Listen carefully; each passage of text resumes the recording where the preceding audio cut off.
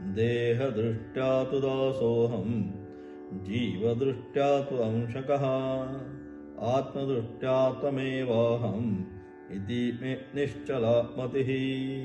फार सुंदर सांगितलं. काय सांगितलं? देहदृष्ट्या तु दासोहम, या शरीराच्या दृष्टीने तर पाहायचं असेल तर भगवंता मी कोण आहे? तुझा दास आहे शरीराच्या दृष्टीने.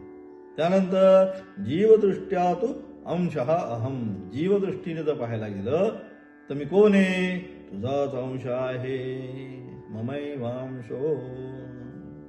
जीवदृष्ट्या अंश, शरीरदृष्ट्या दासोहम.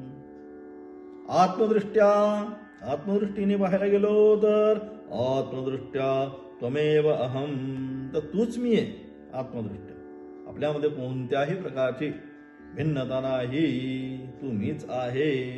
म्हणून आत्मदृष्ट्या तू त्वम एव अहम इति मे निश्चला मती. हीच माझी निश्चल आणि दृढ